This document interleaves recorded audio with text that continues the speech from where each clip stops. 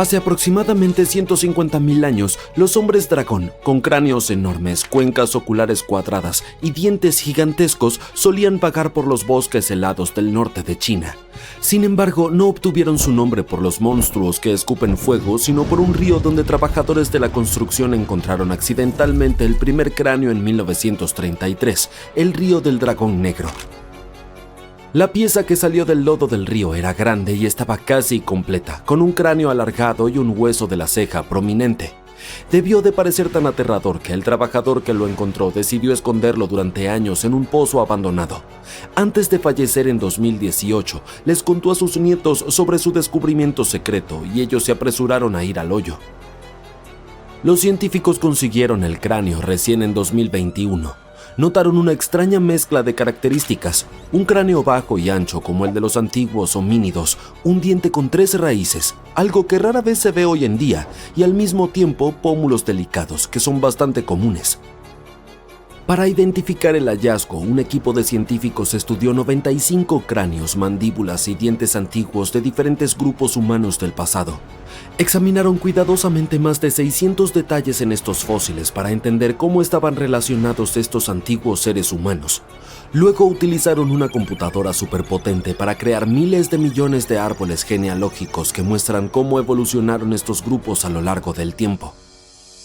El objetivo era encontrar el camino evolutivo más simple, que la mayoría de los científicos cree que es la forma más probable en que ocurrieron las cosas. Después de todos los cálculos, el árbol mostró que el cráneo del hombre dragón le pertenecía a una nueva rama de humanos antiguos y resultó estar muy estrechamente relacionado con los mamíferos humanos modernos.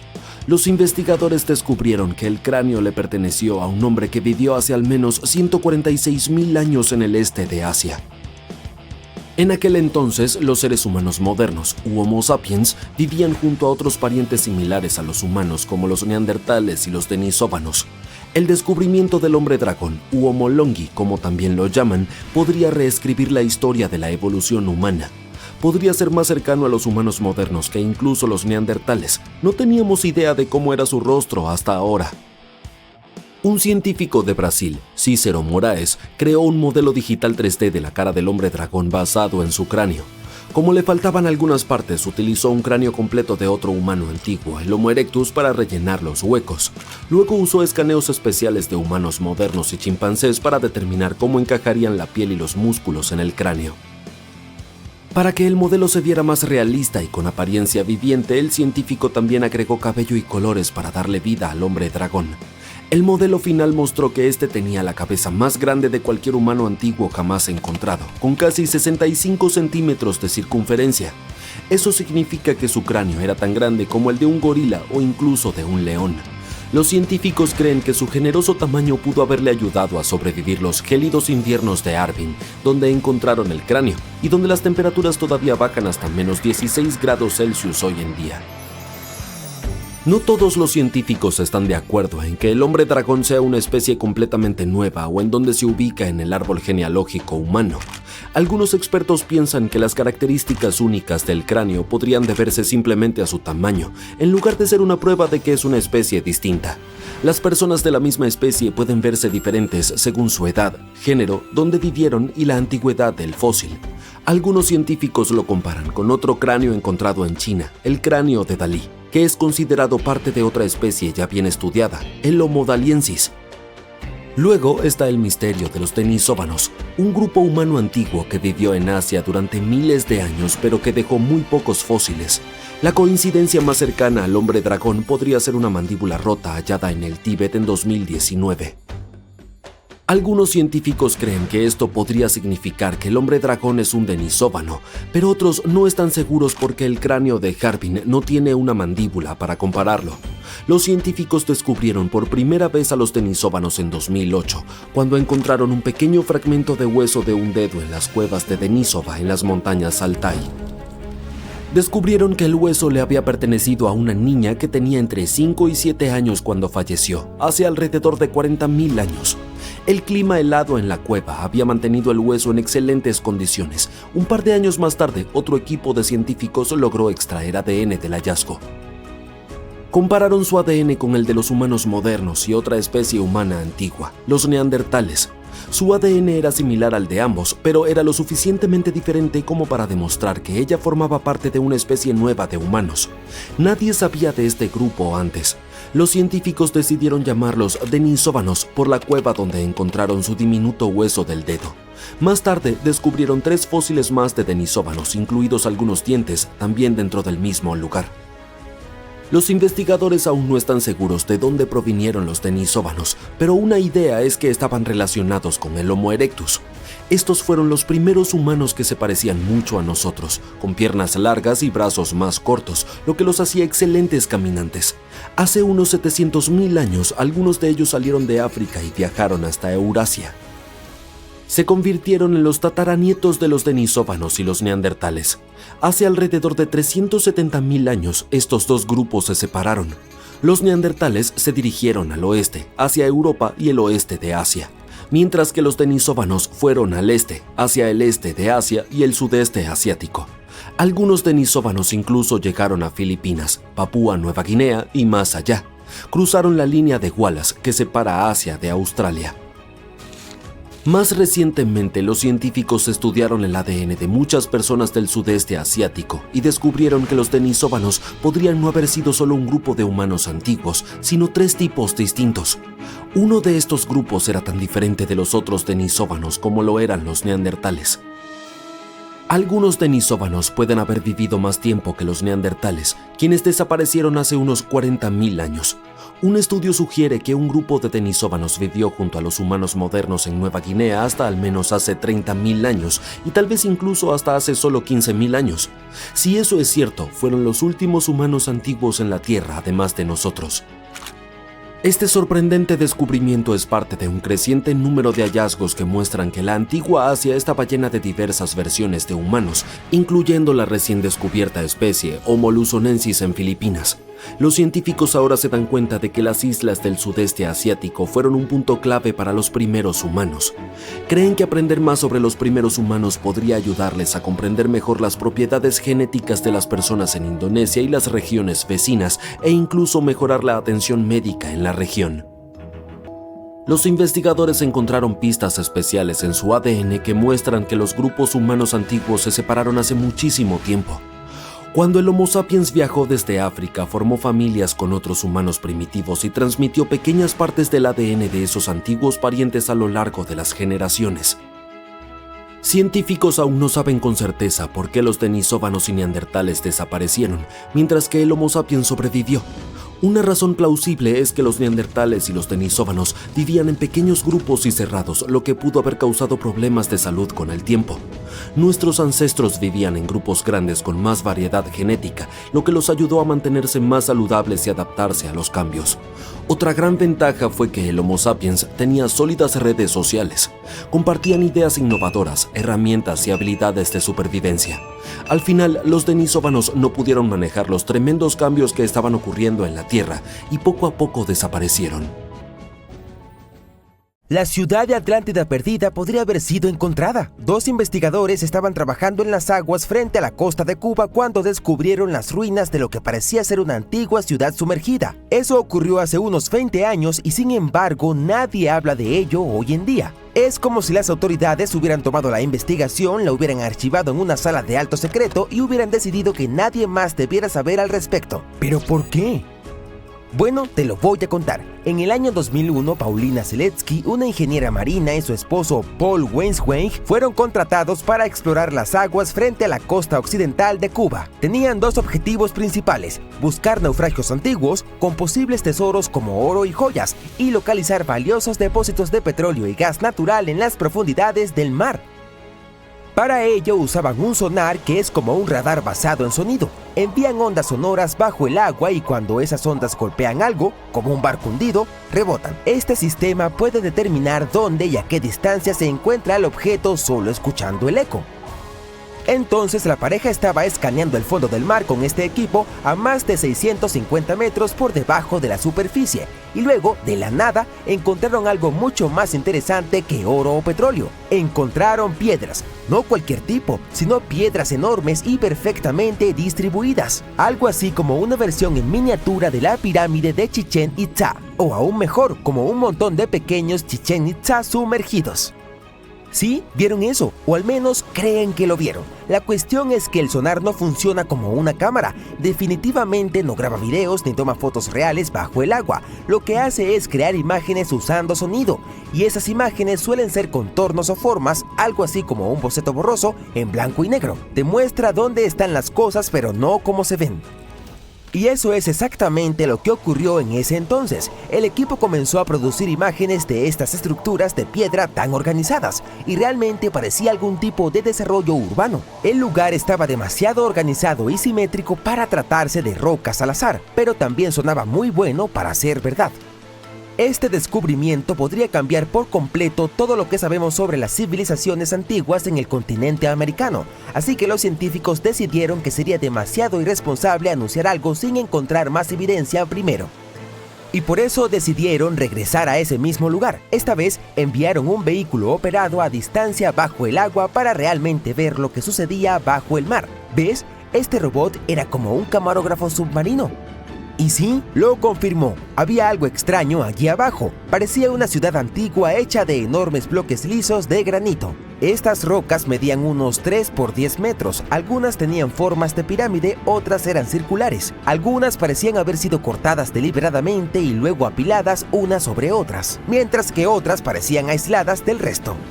Juntas parecían estar formando corredores y contornos de habitaciones. Era como encontrar edificios grandes en medio de un desierto submarino. Estas imágenes fueron suficientes para que Selitsky tomara una determinación. En ese entonces, ella confirmó que esta increíble estructura, sus palabras, podría haber sido un gran centro urbano. Repito, sus palabras. Entonces la pareja comenzó a especular. Dijeron que las estructuras tal vez fueron construidas hace más de 6.000 años, lo que las haría más antiguas que las grandes pirámides de Egipto. También serían más antiguas que la famosa civilización maya que habitaba en las Américas y es conocida por sus templos antiguos y avanzados. La investigación también sugirió que estas estructuras podrían pertenecer a una civilización que vivió en el continente americano hace miles de años y de la que no sabíamos nada. Se supone que esta civilización floreció en un puente de tierra de 160 kilómetros que conectaba Cuba con la península de Yucatán en México. Pero entonces ocurrió algo catastrófico. Según su teoría, las fallas de la tierra se desplazaron bajo la superficie, provocando un enorme terremoto. Luego, en un abrir y cerrar de ojos, todo el puente fue destruido. La tierra fue tragada por el mar y terminó en el fondo del océano, y esta civilización desapareció. Por supuesto, todas las conexiones con el famoso mito de la Atlántida mantuvieron a los medios completamente enganchados a la historia. Los sitios web de noticias publicaron titulares como "Fue encontrada una ciudad perdida del Caribe" o "La Atlántida encontrada en Cuba". Entonces, ¿podría ser realmente la Atlántida? ¿Por fin encontraron los restos de esta perdida civilización supuestamente súper avanzada? Es difícil de decir. Desde el principio, parte de la comunidad científica no compraba mucho la historia. Primero está el tema de la fecha. Decir que esta civilización existió en este lugar hace al menos 6.000 años no era algo muy creíble. Luego, algunos arqueólogos europeos argumentaron que las rocas que encontraron, usando sonar, podría ser piedra caliza natural, no granito perfectamente esculpido.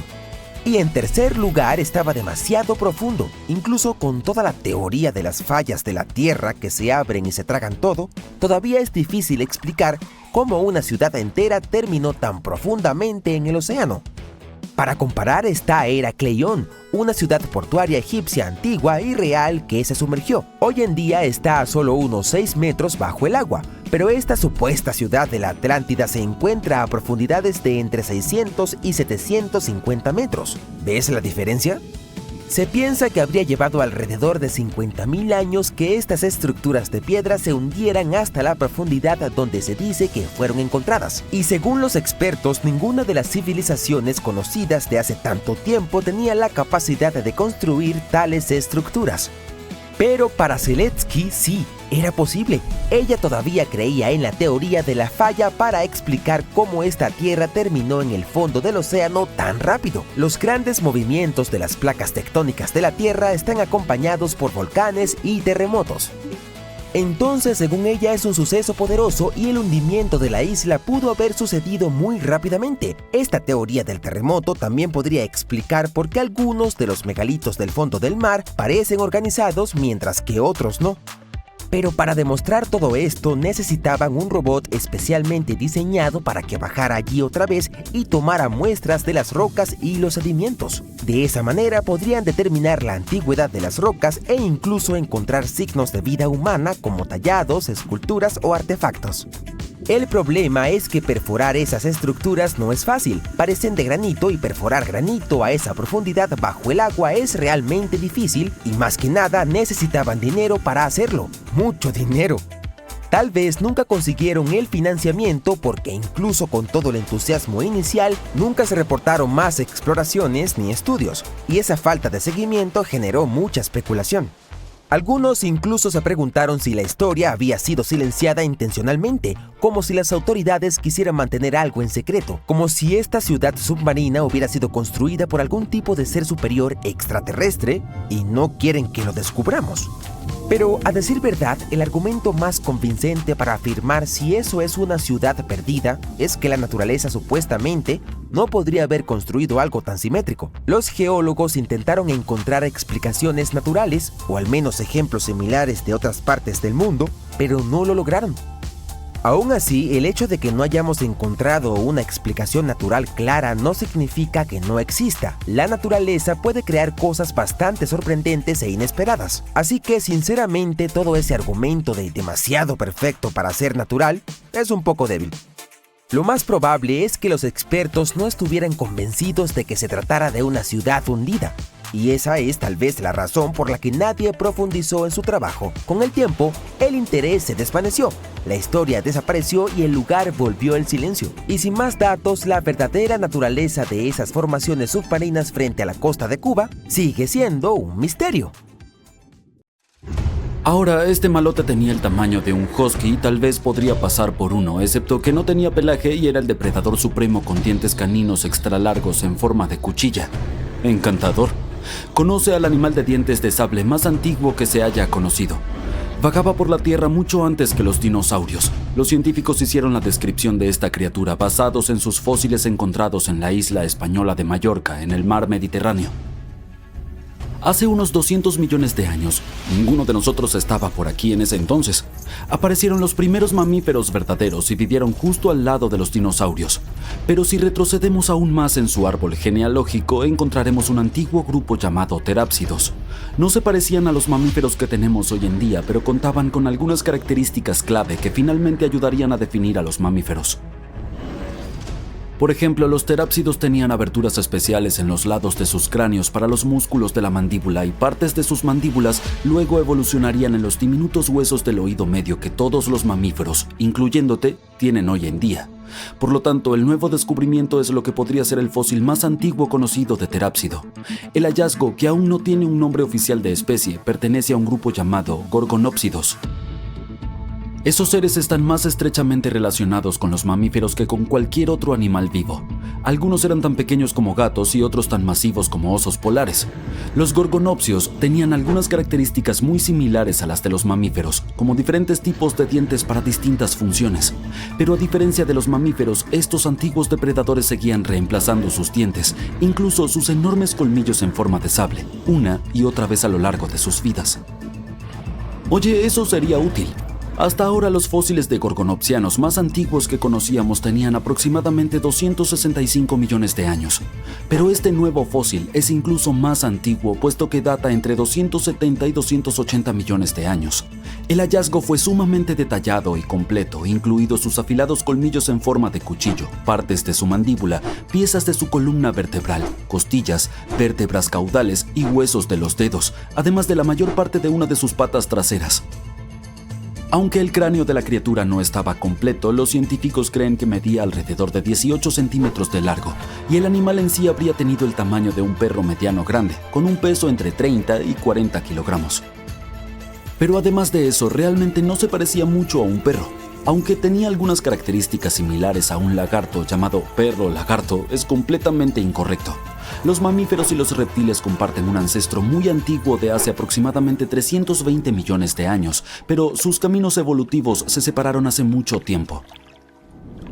Cuando la criatura recién descubierta estaba viva, la isla de Mallorca se encontraba justo en el centro del gigantesco supercontinente Pangea.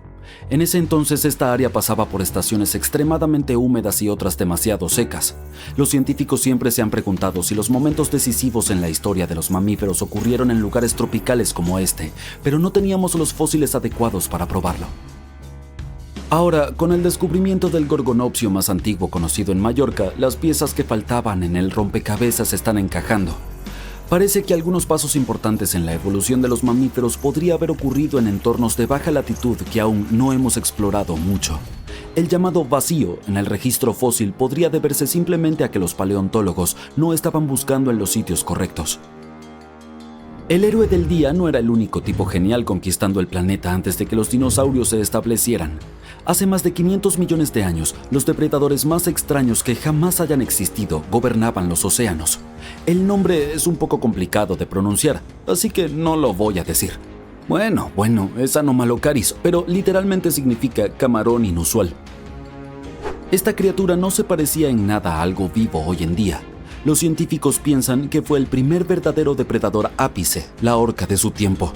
El Anomalocaris era enorme para su era, ya que crecía hasta 91 centímetros desde sus afilados brazos raptores hasta la punta de sus aletas caudales.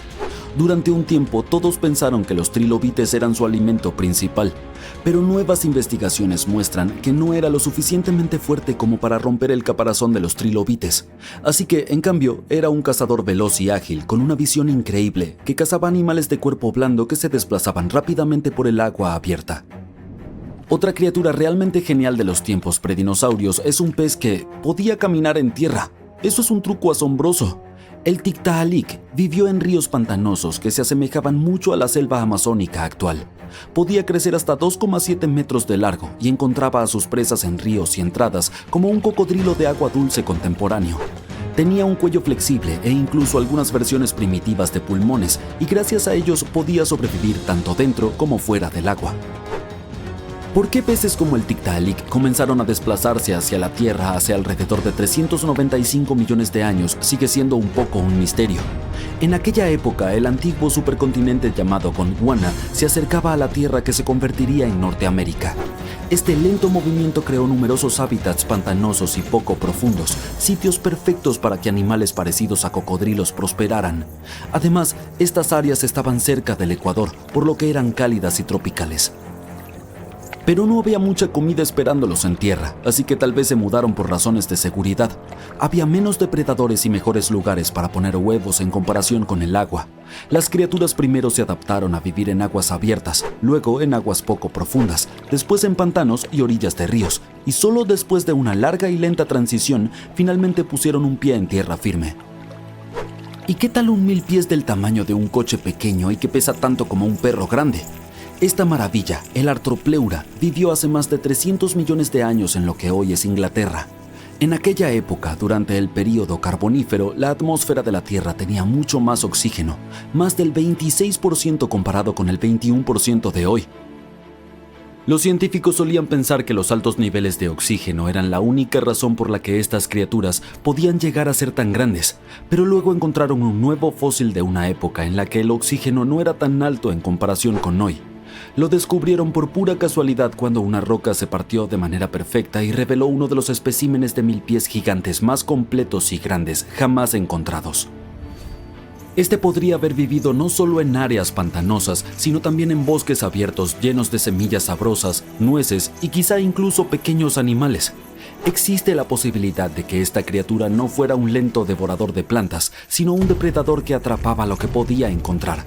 Después de dominar la Tierra durante aproximadamente 45 millones de años, los 1000 pies gigantes eventualmente desaparecieron. Es probable que los reptiles los hayan desplazado y hayan allanado el camino para la era de los dinosaurios. Por si alguna vez te preguntaste qué sucedería si cruzaras un oso polar con un tigre dientes de sable, aquí tienes la respuesta. Este sujeto, el Inostrancevia, dominó los ecosistemas del sur después de migrar más de 11.200 kilómetros a través del supercontinente Pangea hace aproximadamente 252 millones de años. Tenía una piel dura como la de un rinoceronte y colmillos enormes perfectos para arrancar grandes pedazos de carne. Además, era un excelente corredor. Una vez que llegó a su nuevo hogar en lo que ahora es Sudáfrica, sustituyó a todo un grupo de depredadores locales. Pero su gloria no duró mucho, ya que hacia el final del período pérmico, las erupciones volcánicas masivas cambiaron los patrones climáticos y extinguieron alrededor del 90% de todas las especies. Y dado que los depredadores en la cima suelen ser grandes, de lento crecimiento y no muy comunes, a menudo desaparecen entre los primeros cuando ocurren eventos de extinción masiva. Y así fue como nuestro amigo aquí se extinguió. Nuestra criatura final del día fue una libélula que vivió hace aproximadamente 300 millones de años y tenía una envergadura de más de 60 centímetros, 6 patas largas y espinosas y enormes ojos saltones. Meganeura. Este gigante de 4 alas es probablemente el insecto volador más grande que haya existido y supera fácilmente en tamaño a las libélulas de hoy en día, que son sus parientes lejanos. Al igual que las libélulas modernas, a Meganeura le gustaba pasar el tiempo en áreas abiertas cerca de estanques y arroyos de lento movimiento. Pero a diferencia de las actuales, no solo cazaba insectos diminutos. Esta belleza probablemente era el principal depredador en esos espacios abiertos. Usaba las espinas en sus patas como una trampa voladora para atrapar presas en el aire, incluidos otros insectos voladores, pequeños anfibios e incluso criaturas similares a lagartijas. Los científicos encontraron los primeros fósiles de Meganeura en 1880 en rocas ricas en carbón en Francia. Los fósiles estaban increíblemente bien conservados y mostraban los patrones detallados de las venas en sus alas. Los científicos piensan que Meganeura creció tanto porque no tenía mucha competencia en los vertebrados y el aire en esa época, durante el período carbonífero, tenía mucho más oxígeno que ahora. Seamos honestos. La mayoría de las tumbas antiguas han sido saqueadas al menos una vez. No importa cuán aterradores hayan podido ser los rumores, la mayoría de las momias también fueron abiertas. Pero hay una que no. Esta es la momia de Bashiri y desconcierta a todos tanto que nadie se atreve a ver qué hay dentro. Conoce a Howard Carter, aunque ya debes conocerlo si te interesa la historia egipcia. Es principalmente famoso por haber descubierto la tumba de Tutankamón en 1922, pero pocas personas saben que antes de este descubrimiento revolucionario probablemente había encontrado otra momia. Ocurrió en 1919 y se la conoce por varios nombres, ya sea momia Bashiri o momia Pacheri o la intocable. Algunos informes dicen que Howard tropezó con la momia Bashiri en el Valle de los Reyes en Luxor, justo donde más tarde encontraría la tumba de Tut. A pesar de este hallazgo, no se sabe mucho sobre esta momia en particular. La razón por la que aún no ha sufrido daño alguno no es por supersticiones, sino porque nadie está seguro de poder deshacer lo que han hecho si algo sale mal. La momia está tan intrincadamente envuelta que los investigadores nunca la han desenrollado por miedo a causar un daño irreversible. La regla de oro para cualquiera que trabaje con antigüedades es la siguiente: si no estás seguro de que puedes mejorarla o preservarla sin cambios, no la toques. La historia conoce muchos ejemplos de reliquias antiguas que fueron arruinadas más allá de la reparación. Por ejemplo, el Ecce Homo o la restauración de la estatua sonriente. La delicada tela que cubre el rostro de la momia tiene un diseño impresionante que se asemeja a una pirámide. Los investigadores no están completamente seguros, pero podría ser la única de su tipo con ese estilo de embalsamamiento. Sin embargo, al desconocer la técnica antigua, es prácticamente imposible no arruinar la momia al desenvolverla y volver a envolverla. En aquella época las personas, tanto expertos como saqueadores, desenrollaban momias por diversas razones, principalmente para estudiarlas. Por suerte, hoy en día contamos con tecnología avanzada que nos permite examinar lo que hay dentro de un sarcófago sin tener que desenrollar nada. Tras examinar más de cerca la momia Bashiri, investigadores determinaron que le pertenecía a un hombre que medía alrededor de 167 centímetros y que vivió durante la era ptolomaica, del 305 a.C. al 30 a.C., lo que convierte a esta momia en una reliquia de aproximadamente 2300 años de antigüedad. El Museo de Egipto compartió que la radiografía también reveló una inscripción con el nombre del hombre, pero es un poco complicado decir si está escrito Pacheri o Nenu, lo que aumenta el misterio. El museo también destacó que la lujosa cubierta en la que se encuentra la momia presenta todo tipo de escenas decoradas. Puedes ver a la momia acostada en una cama flanqueada por las deidades Isis y Neftis, junto con los 4 hijos de Horus. Además, hay 2 imágenes del dios funerario Anubis a los pies de la cubierta. Por cierto, la momia de Bashiri no es la única que ha permanecido intacta. Esta es Isetemkep-D, y Gaston Maspero, un arqueólogo francés, tomó la decisión de no tocar su momia. Quería mantener su descanso pacífico, ya que estaba en un muy increíble estado. Sin embargo, mencionó que su tumba había sido saqueada hacía mucho tiempo. Gracias a algunos estudios con rayos X, aprendimos más sobre la momia. Las exploraciones revelaron algunos artefactos aún envueltos con la esposa de un sumo sacerdote, los cuales incluían amuletos alrededor de su cuello, brazo derecho y frente. Las radiografías también mostraron que tenía algunos problemas dentales y artritis en las rodillas. Aunque falleció siendo una mujer mayor, es difícil determinar su edad exacta. Sin embargo, diversas fuentes del reinado de su hijo indican que fue muy apreciada en el reino. Isetemkep-D fue la hermana esposa de Pinet-Jem II.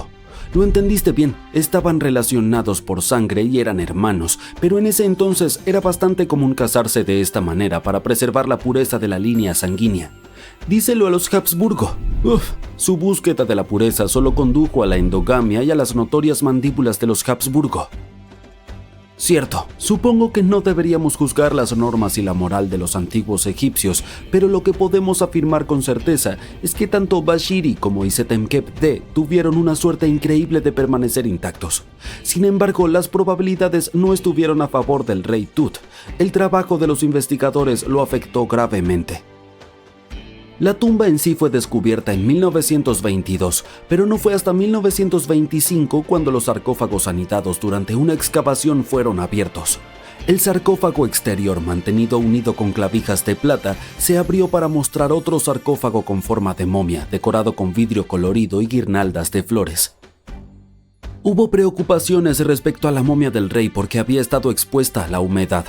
El sarcófago intermedio era bastante pesado y no tenía manijas, por lo que tuvieron que ser muy cuidadosos al sacarlo.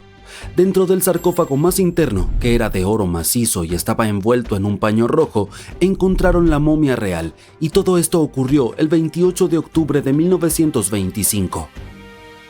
La momia de Tutankamón, que mide alrededor de 185 centímetros, encajaba cómodamente en el sarcófago más interno, que tenía 188 centímetros de largo. Puedes imaginar que había un problema, ¿verdad? Imagina lo difícil que es extraer algo tan frágil como una antigua momia desecada, en especial cuando no hay mucho espacio para maniobrar. Además, la momia se veía sospechosa. Estaba completamente negra. Howard Carter, el arqueólogo principal de la expedición, estimó que se había vertido el equivalente a 2 cubetas de aceite sobre la momia, pero se había tenido cuidado de evitar la máscara y los pies. Esto se hizo para preservarla mejor. El cuerpo estaba colocado en un ángulo leve dentro del ataúd y había una diferencia notable en la cantidad de aceites oscuros en los lados derecho e izquierdo, lo que indica que el ataúd pudo haberse inclinado al bajarse en el sarcófago. Este aceite generó humedad dentro de los ataúdes y con el tiempo reaccionó químicamente, lo que Carter describió como una especie de combustión espontánea lenta que llevó a la carbonización de las envolturas de lino. Desafortunadamente, la combinación de calor y humedad también afectó los ornamentos de la momia. El cetro y el azote se desmoronaron, el escarabajo de resina se agrietó y los hilos que sostenían las manos y las bandas de la momia comenzaron a deteriorarse, lo que volvió todo bastante frágil. Además, los aceites se endurecieron con los años, lo que pegó efectivamente la momia y la máscara al fondo del sarcófago. Para tratar de separar la momia de los ataúdes interno y medio, fueron colocados al sol durante varias horas, por lo que alcanzaron temperaturas de 65 grados Celsius. A pesar de este esfuerzo, la momia permaneció adherida, por lo que el examen inicial tuvo que realizarse justo donde estaba. La primera parte de la momia de Tutankamón que los investigadores examinaron fueron sus piernas y pies, lo que significa que comenzaron la inspección de abajo hacia arriba. Al retirar las vendas, descubrieron el primero de muchos tesoros envueltos con el rey. Se tomaron su tiempo para documentar y fotografiar minuciosamente todo lo que encontraron. Las capas internas de las vendas estaban en muy mal estado, en su mayoría reducidas a polvo, lo que hacía difícil determinar cómo estaba envuelto todo originalmente. Aún así, los métodos generales coincidían con los observados en otras momias de nobles de esa época. Se utilizaron muchas almohadillas de lino dobladas para dar forma al torso y los muslos. Las vendas externas e internas estaban hechas de lino fino, mientras que las capas intermedias eran más toscas. Tenían un vendaje intrincado alrededor de los hombros y el pecho, con un estilo similar alrededor de la ingle. Cada extremidad, junto con los dedos de las manos y pies que tenían tapas de oro, fue vendada por separado. Incluso Tutankamón llevaba sandalias de lámina de oro en sus pies. Esperaban separar la momia del sarcófago quitando las vendas exteriores, pero las resinas habían pegado el cuerpo al ataúd, así que los investigadores terminaron cincelándola. Para hacerlo, tuvieron que cortar el torso por la mitad a la altura de las caderas y desarticular los brazos para continuar desenvolviendo. Cada parte fue tratada con cera de parafina caliente para estabilidad y posteriormente las manos y los pies fueron reintegrados con resina.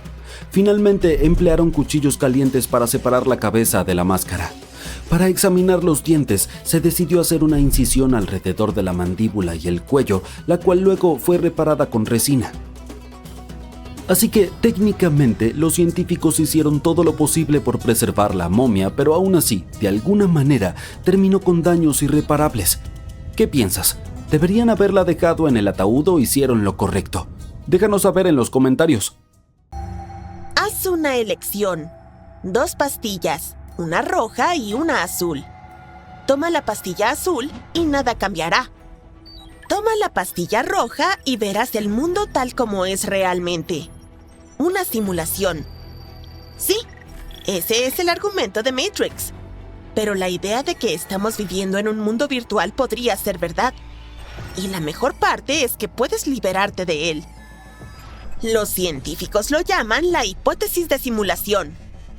Todo lo que ves, sientes y experimentas podría ser parte de un sistema informático de alta tecnología súper detallado. Desde tu corazón latiendo aceleradamente al conocer al amor de tu vida hasta ese auto elegante con el que siempre has soñado, nada de esto sería real. Supongamos que esta teoría es correcta. ¿Cómo funcionaría? Básicamente, habría 2 tipos de mundos virtuales en los que podríamos estar atrapados. Primero, tenemos simulaciones controladas. Hay un comandante claro y central, como un maestro del juego, el cual mueve los hilos de todo lo que experimentamos. Piénsalo como un videojuego. En este caso, eres como un avatar de los Sims y alguien está controlando tu mundo. Este ser superior elige tu trabajo, decide cuándo necesitas ir al baño e incluso podría iniciar un incendio en tu cocina, solo por diversión. Está bien. Tal vez diversión no sea la mejor palabra, ya que es más como investigación sociológica. Esta criatura superinteligente podría haber creado una simulación para observar cómo se desarrolla la historia humana. Tal vez estén probando diferentes eventos con distintos puntos de partida, solo para ver qué ocurre y cómo nosotros y otras criaturas de nuestro planeta enfrentamos diversos desafíos. Por ejemplo, esta vez intentaron poner dinosaurios en el planeta para lidiar con ese enorme impacto de meteorito. Resulta que no lograron sobrevivir. Así que tal vez la próxima vez solo pongan algunos capibaras, no lo sé. Todo lo que quieren hacer es poner a prueba las habilidades de resolución de problemas de la humanidad, y aparentemente de los capibaras también. Eso podría explicar por qué no nos pusieron en un mundo virtual perfectamente feliz. Bien. Pero, ¿quiénes son ellos? ¿Quién está controlando nuestra simulación? Podría ser algún ser trascendental, algo más allá de nuestra capacidad de comprensión. O podrían ser extraterrestres. Si una civilización galáctica descubriera cómo crear una simulación de alta fidelidad, podrían inventar miles de millones de civilizaciones virtuales. Cada una de ellas podría tener trillones de seres. Todo lo que necesitarían serían computadoras más poderosas. De hecho, esto podría explicar por qué nunca hemos hecho contacto con ningún extraterrestre, a pesar de que probablemente haya otras 36 civilizaciones en la Vía Láctea. Si estamos viviendo en una simulación controlada por seres cósmicos, no podremos verlos ni contactarlos a menos que ellos quieran que lo hagamos. Nuestro gran arquitecto también podría ser una inteligencia artificial superavanzada, como una versión obsesionada por el control de ChatGPT. Esto nos lleva al segundo tipo de mundo virtual en el que podríamos estar atrapados: simulaciones sin anfitrión. Estas funcionan sin un jefe, al igual que las historias generadas por inteligencia artificial. En este caso, el creador ha desaparecido, pero el mundo simulado sigue adelante por sí solo. Piensa en Star Wars Galaxies, por ejemplo. Este juego basado en la famosa franquicia de películas salió en 2003. Era un juego multijugador de mundo abierto, lo que significaba que podías explorar libremente un enorme mapa interactivo sin estar obligado a seguir un camino estricto. Pero sus servidores fueron cerrados en 2011. Sin embargo, eso no fue el final.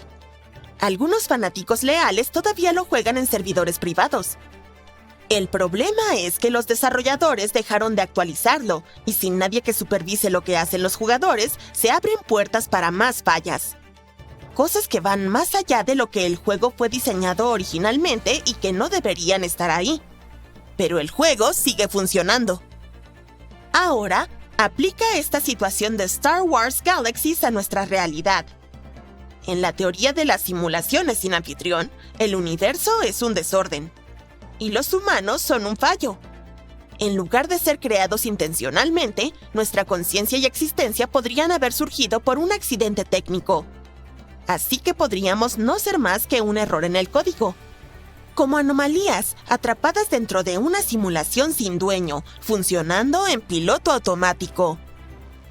Pero eso podría llevar a un escenario apocalíptico. Si la simulación se llena de errores, eventualmente podría colapsar. Mira, cuanto más aprendemos, peor se pone. Nuestra evolución cultural e intelectual podría desencadenar un fin del juego o una pantalla congelada, porque el dueño de la simulación, sea quien sea, podría no querer que descubramos las cosas. Podrían reiniciar el sistema o deshacerse de la fuente del error, que, por cierto, podría ser la humanidad misma. Es algo parecido a lo que ocurrió con Final Fantasy XIV. El juego fue lanzado originalmente en 2010, pero fue un desastre. Los jugadores enfrentaron todo tipo de bugs y problemas técnicos. La situación empeoró tanto que el juego fue cerrado y los desarrolladores decidieron reconstruirlo. Luego, lanzaron una versión nueva y mejorada llamada A Realm Reborn. Y un renacimiento podría ser exactamente lo que nos espera. De hecho, dentro de aproximadamente 100 años podríamos crear una IA capaz de ejecutar simulaciones de toda la humanidad. Utilizaría datos de archivos de Internet, muestras de ADN, fotos, videos, etc. Esto significa que todas las personas que alguna vez vivieron en la Tierra podrían ser recreadas en un mundo virtual y, en cierto sentido, nacer de nuevo. El problema, sin embargo, es que no tenemos un conocimiento perfecto del pasado, en especial de los tiempos más lejanos, por lo que la simulación podría no ser 100% precisa. Si nuestro universo está controlado por algún arquitecto superior o por los poderes aleatorios de una IA superavanzada, la gran pregunta es: ¿podremos liberarnos alguna vez? Algunos expertos creen que sí es posible. Aquí hay algunas formas en que podríamos hackear la simulación. Hack número 1. Comienza explorando la ilusión. Busca sus reglas o defectos y verifica si hay patrones extraños o cosas como déjà vu que puedan señalar su estructura oculta. Hack número 2. Sobrecarga el sistema con grandes cantidades de datos. Esto podría eventualmente causar errores y llevar la simulación al límite. Hack número 3. Haz colapsar todo el sistema haciéndolo conocido por todos, por ejemplo. En algún momento, la simulación muestra su verdadera forma o simplemente se apaga por completo. Toda esta idea de que vivimos en un mundo virtual es fascinante, pero ¿es real? Hablemos de números. Algunos científicos creen que hay una probabilidad del 50% de que la Tierra sea una simulación. Pero las probabilidades podrían ser en realidad mucho más altas que eso, porque hay un número infinito de posibles mundos simulados. Y dentro de cada uno de ellos hay personas simuladas que han creado aún más mundos simulados. Así que, matemáticamente hablando, las posibilidades de encontrarte en el único mundo físico real son casi nulas. Aunque es realmente difícil probarlo, algunos expertos creen que la evidencia está en todas partes. Podría ser tan simple como sentir un déjà vu. Ya sabes, esa extraña sensación cuando crees haber experimentado algo antes, aunque está sucediendo por primera vez. Eso podría, de hecho, ser grietas o fallas temporales en la realidad virtual. Otra posible evidencia es lo que se conoce como efecto Mandela. Esto sucede cuando un gran grupo de personas recuerda algo de manera diferente a como realmente ocurrió, como un recuerdo falso compartido. Por ejemplo, muchas personas recuerdan la icónica línea "Luke, yo soy tu padre" de Star Wars. Pero lo que Darth Vader realmente dijo fue "No, yo soy tu padre". Si también lo recordaste mal, puedes culpar al efecto Mandela. Para algunas personas, esto es suficiente evidencia para demostrar que somos parte de una simulación.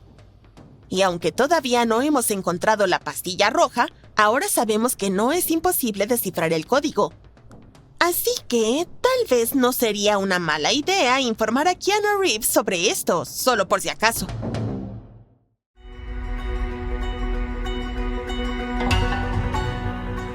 Observa estas piedras. A simple vista parecen comunes, solo lajas antiguas, ruinas de algunos edificios. Sin embargo, a diferencia de muchos otros hallazgos arqueológicos similares, este es uno de los más misteriosos y únicos. Aquí te explico por qué. Estas piedras son los restos de un gran complejo de templos llamado Pumapunku, ubicado en Bolivia. Los científicos no están seguros, pero es probable que Pumapunku fuera construido por el Imperio Tiwanaku, que existió entre el 300 y el 1000 después de Cristo, antes del Imperio Incaico. No hay información que sugiera que esta civilización contara con tecnologías de construcción avanzadas. Además, es posible que ni siquiera tuvieran un sistema de escritura. Una asombrosa precisión. Encajan perfectamente, como piezas de un rompecabezas. La artesanía es tan refinada que ni siquiera una hoja de afeitar puede pasar entre las piedras. Bastante impresionante para personas que vivieron hace unos 1500 años. Y estas piedras son pesadas. Las más grandes pesaban alrededor de 130 toneladas. ¿Cómo transportaron los constructores tal peso de un lugar a otro? Los científicos sugieren que esta civilización no conocía la invención de la rueda. Entonces, ¿cómo lograron construir una estructura de ingeniería tan perfecta? ¿Tenían los tiwanacotas el conocimiento y las herramientas para trabajar la piedra o fueron otros quienes construyeron Pumapunku? Existen varias teorías al respecto. Teoría 1. Existió una civilización avanzada que llegó a América del Sur, interactuó con Tiwanaku, construyó esta maravilla de la ingeniería y luego se fue. Teoría 2. Algunos seres de otro planeta vinieron a la Tierra, les mostraron a los humanos cómo construir estructuras perfectas y crearon Pumapunku. Esta teoría es dudosa. Otra idea de este tipo sugiere que Pumapunku fue construida por criaturas mitológicas de la cultura sudamericana de aquella época. Teoría 3, la más probable. Aquí no hay misterio. Tiwanaku fue una civilización avanzada con tecnologías de construcción increíbles. ¿Qué opinas?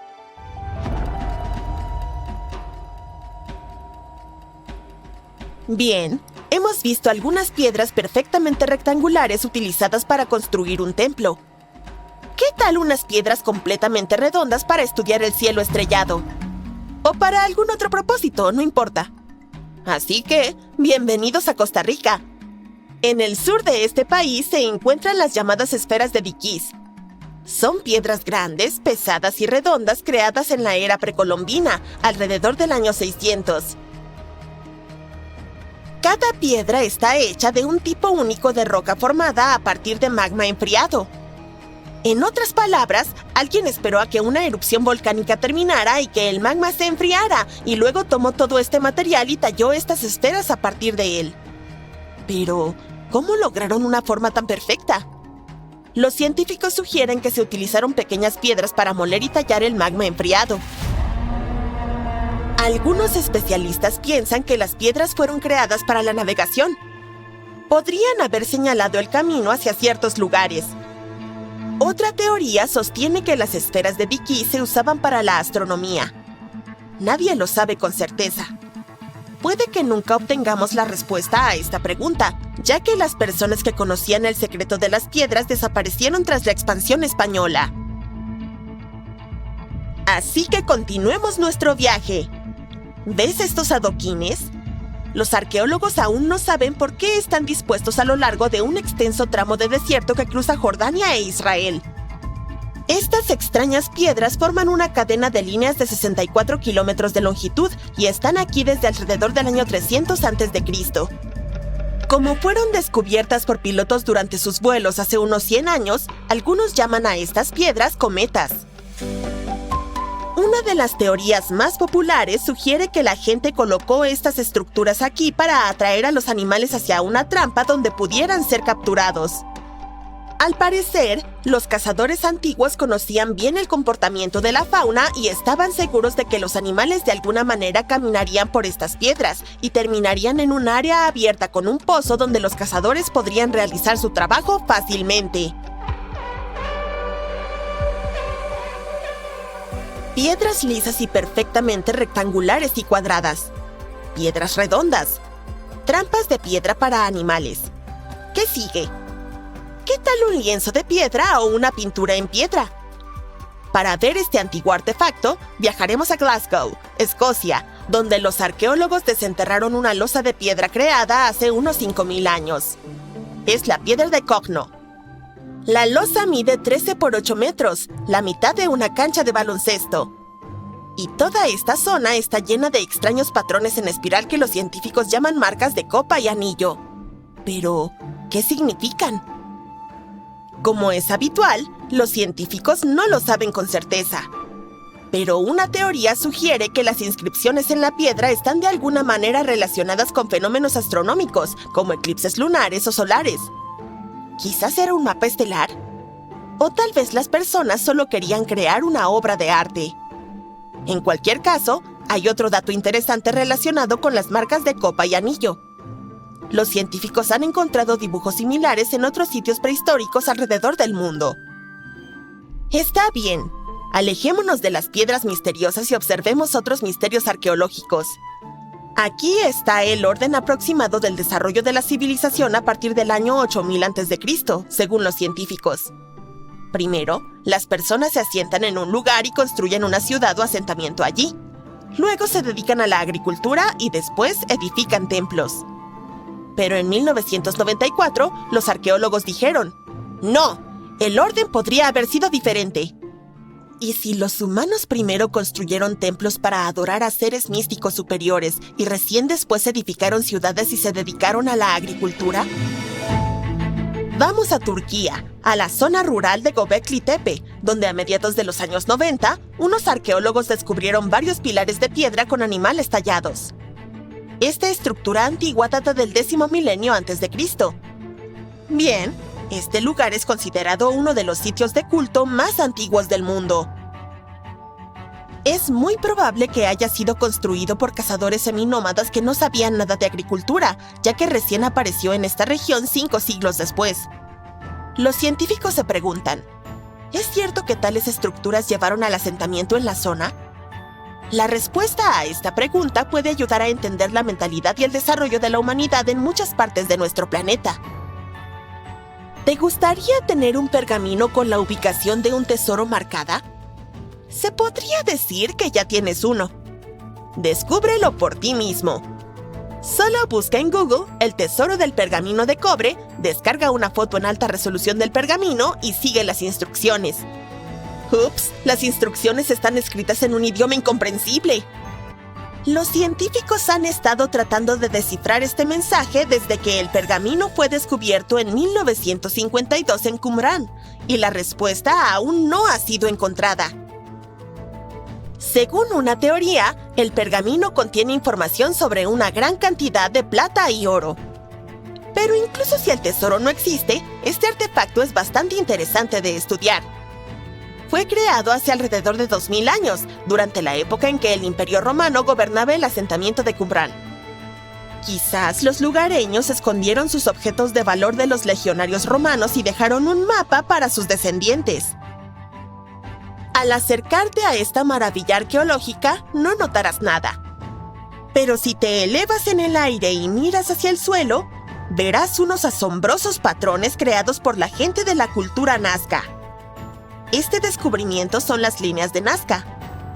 Pilotos y pasajeros de aviones comerciales las notaron por primera vez en las décadas de 1920 y 1930 durante sus vuelos sobre Perú. Estos grandes dibujos consisten en líneas geométricas, imágenes complejas de animales y figuras caprichosas. Hace más de 2000 años, las personas removieron parte del suelo superficial de esta tierra y crearon estos patrones. ¿Pero para qué? Las líneas de Nazca continúan cautivando tanto investigadores como entusiastas. Los avances tecnológicos recientes, como la imagenología de drones y el mapeo satelital, han brindado nuevas perspectivas sobre estas formaciones enigmáticas. Algunos investigadores están explorando la posibilidad de que las líneas tuvieran múltiples propósitos, incluida la comunicación con alguien no de nuestro mundo. Y hasta cierto punto, esto es cierto. Algunos científicos creen que las líneas de Nazca eran un método ritual para comunicarse con las deidades de la civilización Nazca. Estudiar estas maravillas arqueológicas no solo enriquece nuestro conocimiento del pasado, sino que también nos inspira a apreciar el ingenio y la creatividad del espíritu humano.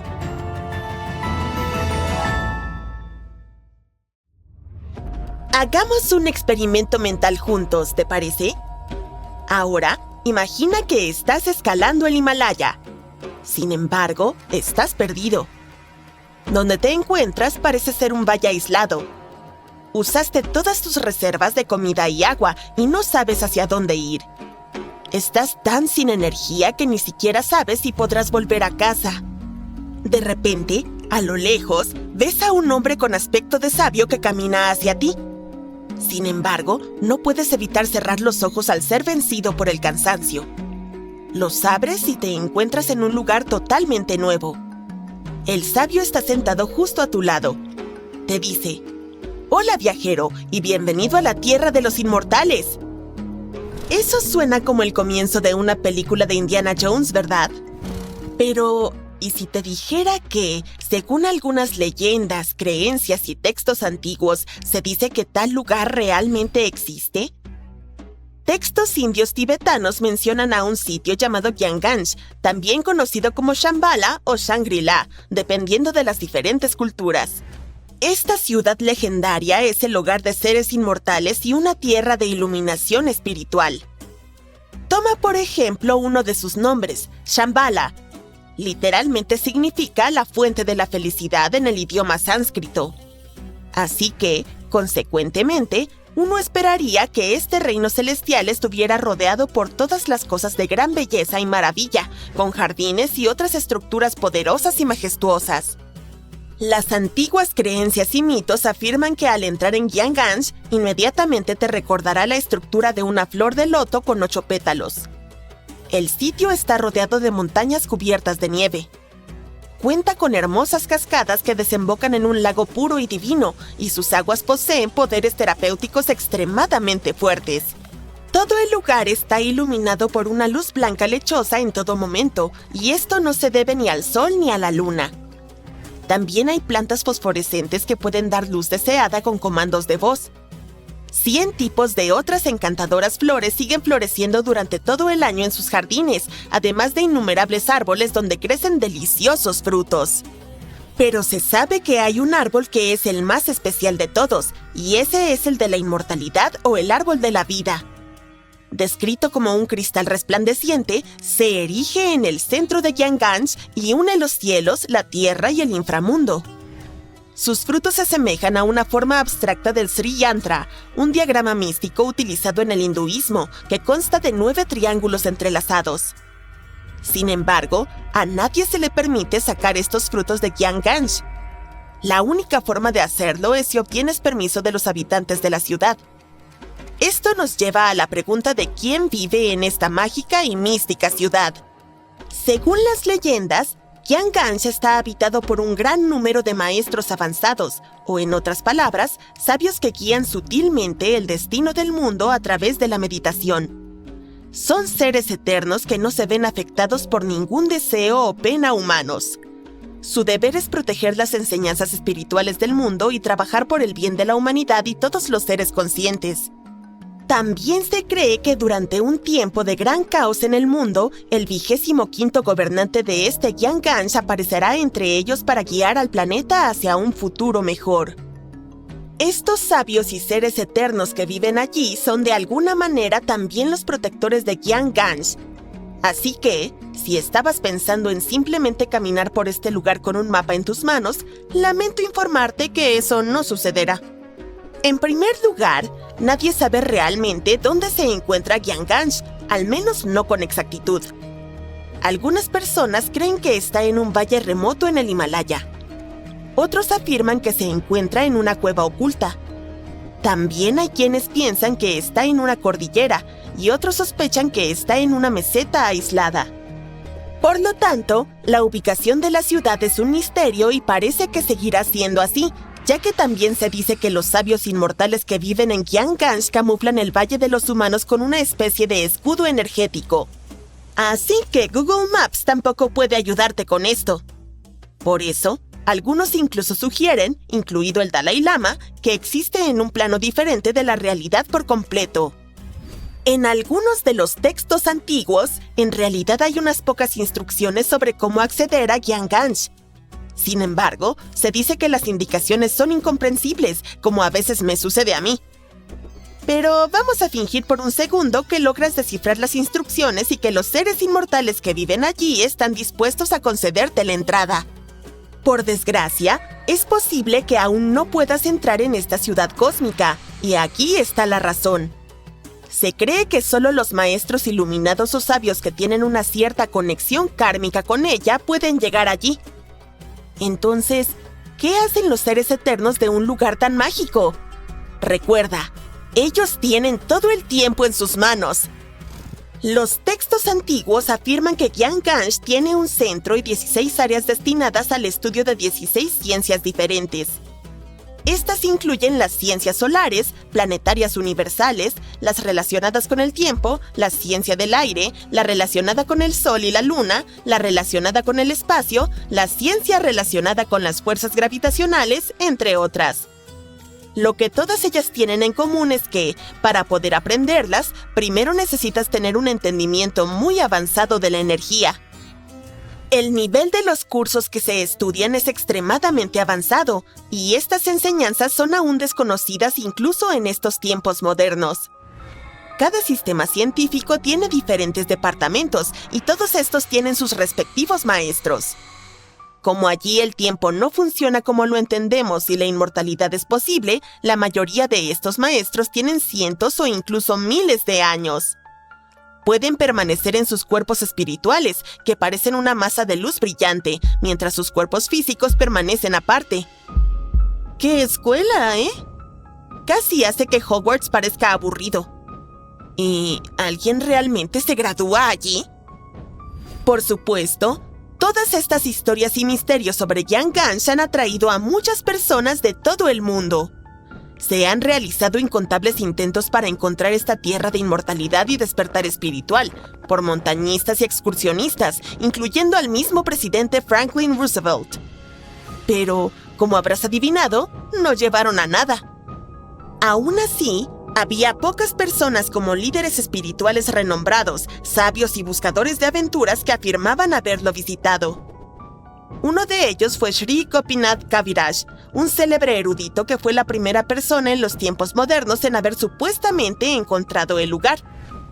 Tras su supuesta visita a Gyanganj, escribió un libro sobre ello e hizo que el sitio se volviera popular en la cultura moderna.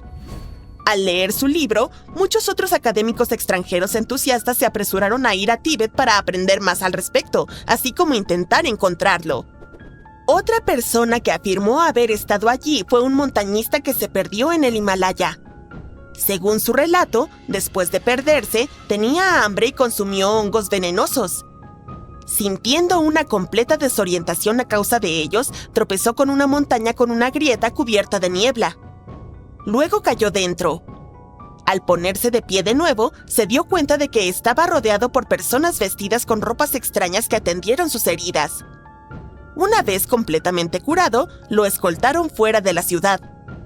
Luego estaba el líder espiritual, el gurú Sai Kaka, quien le reveló al mundo no una, sino muchas de sus visitas a Gyanganj. Según su relato, afirmaba ir allí en busca de enseñanzas espirituales e inmortales. Declaró que un sabio lo escoltaba a la ciudad cada vez que visitaba el sitio. En sus historias, también señaló que el reino existe en una dimensión superior. Otro supuesto visitante de Gyanganj fue L.P. Farrell, un oficial inglés que afirmó haber experimentado este lugar místico en 1942. Aunque todas estas historias y descripciones sobre Gyanganj son capaces de ofrecernos una imagen vívida, para muchos todavía puede ser difícil mantener una mente abierta sobre su existencia. Sin embargo, no es difícil admitir que incluso la idea de un sitio donde la inmortalidad es posible y seres verdaderamente morales están trabajando para proteger a la humanidad es reconfortante, asombrosa y fascinante.